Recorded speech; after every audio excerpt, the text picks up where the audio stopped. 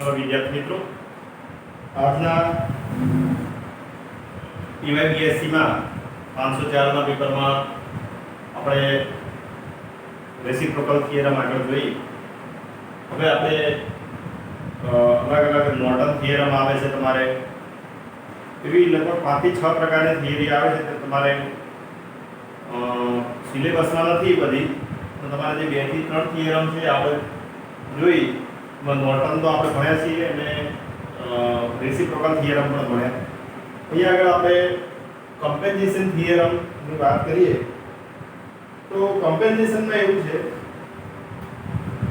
Suppose ધારો કે આપણે કોઈ નેટવર્ક લીધું, આપણે એને અહીંયા અવરોધ સાથે આપણે ફેરફાર કરવાનો છે.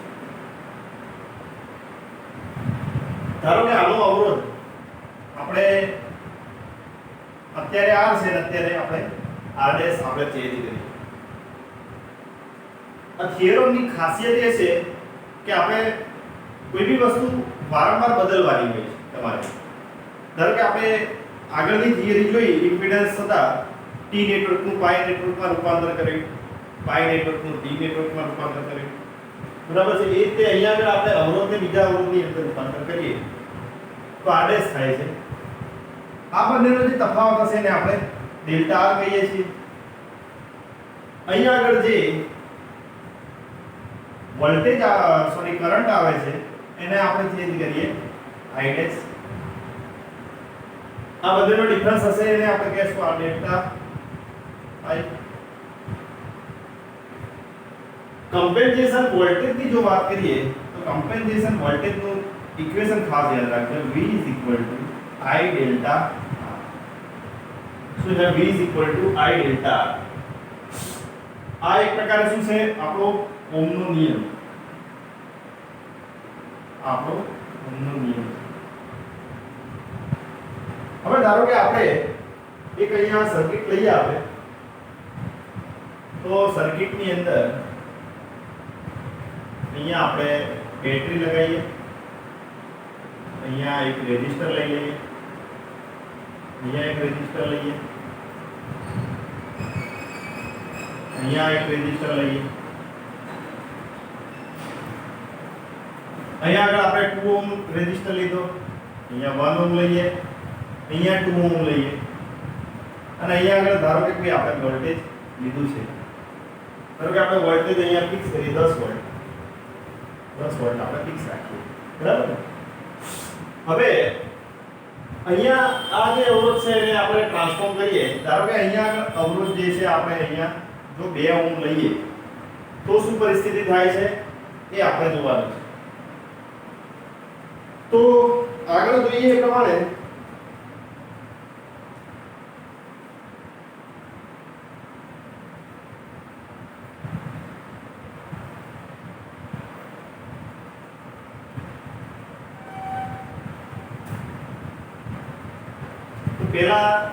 પહેલી કન્ડિશન માટે જોઈએ કેસ 1.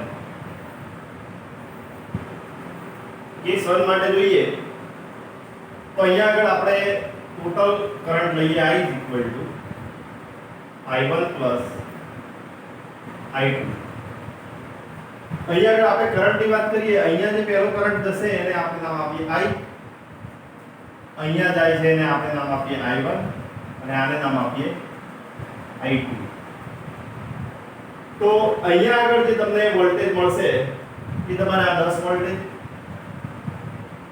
માઈનસ અહીંયા આગળનો કોઈ જે વોલ્ટેજ હશે V1 એવો આપણે ધારો કે વિચારી લીધો કે ત્યાંથી કોઈ વોલ્ટેજ મેઝરમેન્ટ આટલે સુધી રહેશે. તો અહીંયા આગળ V1 upon 2, કારણ કે ઓહમ 2 ઓહમ છે. V IR ના ઇક્વેશન ઉપરથી એટલે કે આપણે I શું લેશો? V upon R. R અવરોધ 2 છે, આ વોલ્ટેજ અને આ તમારો કરંટ. I1 બરાબર તમારે થશે 1 ઓહમ છે એટલે વોલ્ટેજ તમારો કેટલો છે? V1 ઉપરનો અને અવરોધ છે તમારો 1. I2 માટે V1 upon 2. આને થોડું અલગ પાડીએ આપણે तो 10 volt by 2 minus V1 upon 2 V1 upon 1 V1 upon 2 એટલે 10 volt by 2 is equal to V1 upon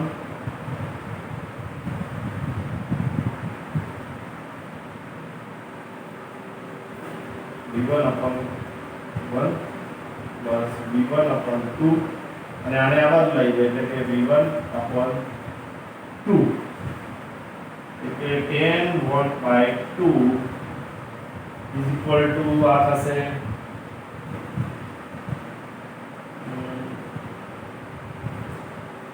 2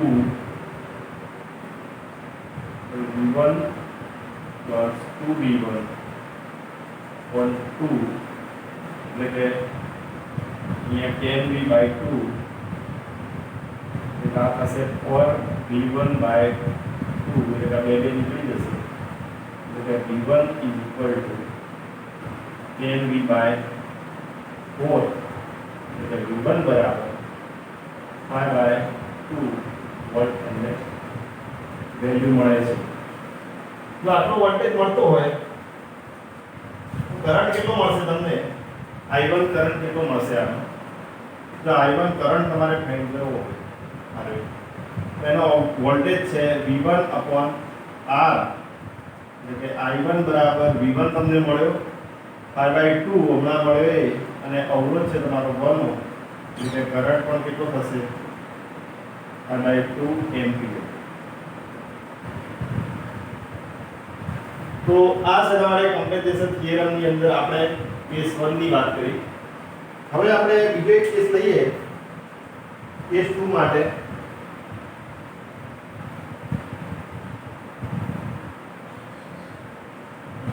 આ સર્કિટ ને ધ્યાન માં લેવાની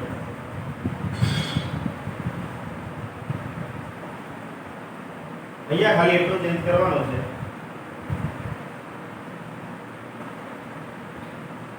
અહીંયા I2 લઈએ અહીંયા I1 લઈએ અને અવરોધ ચેન્જ કરીએ એટલે કે અહીંયા I2 અહીંયા I1 અને આપણે અહીંયા 2 ઓહ્મ લેવાનો છે પહેલા 1 ઓહ્મ હતું હવે 2 ઓહ્મ લેવાનું છે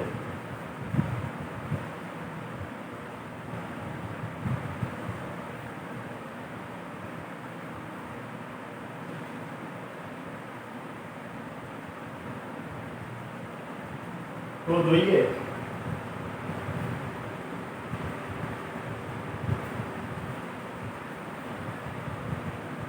અહીંયા આગળ આપણે ફરીથી એની કન્ડિશન લગાવીએ કે 10 વોલ્ટ માઈનસ V1 બાય 2 હવે જો I1 બરાબર શું છે તો તમારે I1 બરાબર છે V1 upon 2 I2 બરાબર છે V1 upon 2 આ કન્ડિશન ને તમે પેલી બાજુ લઈ જાઓ કે V1 upon 2 V1 upon 2 અને V1 upon 2 10 વોટ બાય 2 એટલે કે આ થશે 3V1 બાય 2 એટલે V is equal to V1 is equal to 10 by 3 vote મળે છે જો તમને વોલ્ટેજ આટલો મળતો હોય તો કરંટ કેટલો થશે I2 is equal to V1 upon R I2 is equal to 10 by 3 R is equal to 2 એટલે 5 એટલે કે 5 by 3 એટલે I2 is equal to તમને મળે છે 5 by 3 એમ્પિયર હવે આ કન્ડિશનમાં તમને આટલી વેલ્યુ મળે છે તો આપણે ડેલ્ટા I જો લઈએ તો ડેલ્ટા I તમને પહેલા I1 બરાબર કેટલા મળ્યા 5/2 એમ્પિયર અને I2 બરાબર મળ્યા 5/3 એમ્પિયર તો ડેલ્ટા I તમારો કેટલો મળશે I1 minus I2 એટલે 5/2 minus 5/3 is equal to 6 50 then 5/6 the delta is equal to I by 6 ampere value મળે છે. બરાબર. તો ડેલ્ટા I બરાબર આટલી વેલ્યુ મળે તો આપણે હવે કમ્પેન્સેશન થિયરમ પ્રમાણે જઈએ જો આપણે તો આપણને કેટલી વેલ્યુ મળશે?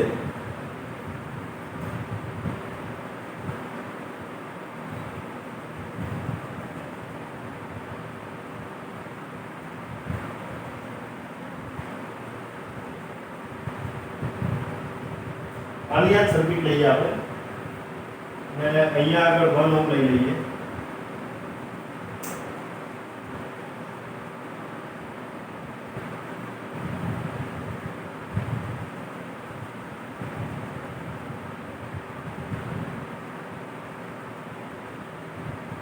તો બાય કમ્પેન્સેશન થિયરમ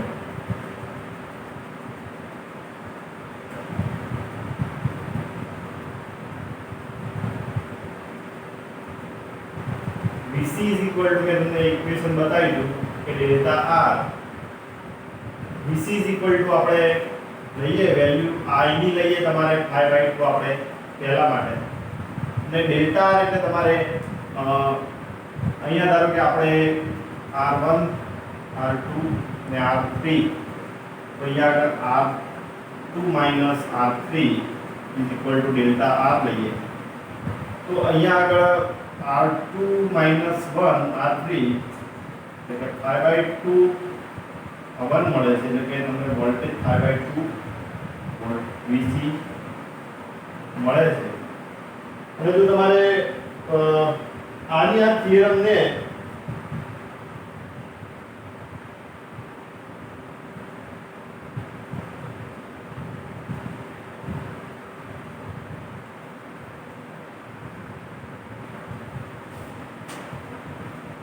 તો આપણે આ પ્રકારે ફેરવીએ કમ્પેન્સેશન થિયરમ પ્રમાણે તો અહીંયા આગળ આ વેલ્યુ કાઢી દઈએ તો કમ્પેન્સેશન થિયરમ પ્રમાણે અહીંયા આગળ વોલ્ટેજ અહીંયા આવે બરાબર. આપણો વોલ્ટેજ અહીંયા આવી ગયો પછી જો અહીંયા આગળ આપણે ફાઇન્ડ કરીએ VC ટોટલ કરંટ ફાઇન્ડ કરીએ I is equal to I1 plus I2 તો અહીંયા તમારો VC થઈ ગયો તો ડેલ્ટા I તમને કેટલો મળશે? આ ડેલ્ટા I તમને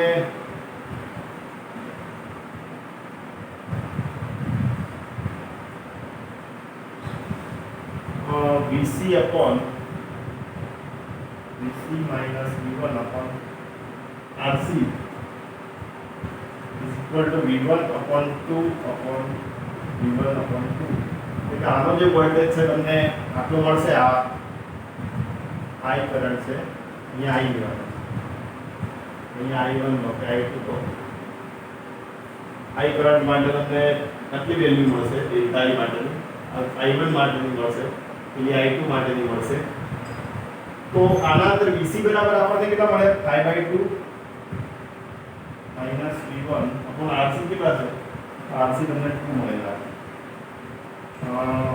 V1 upon 2 V1 upon 2 એટલે કે 5/4 upon 3V1 by 2 એટલે કે 2 થઈ જશે એટલે V1 બરાબર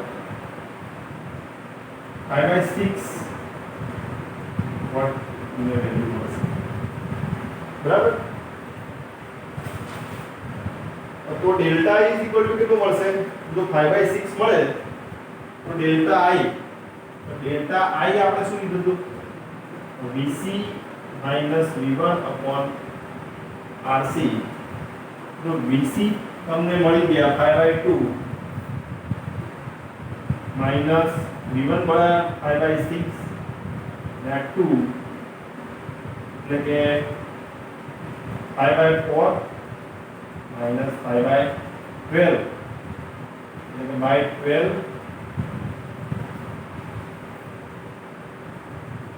15 minus 5 10/12 12 6 5 5/6 delta is equal to 5/6 ampere.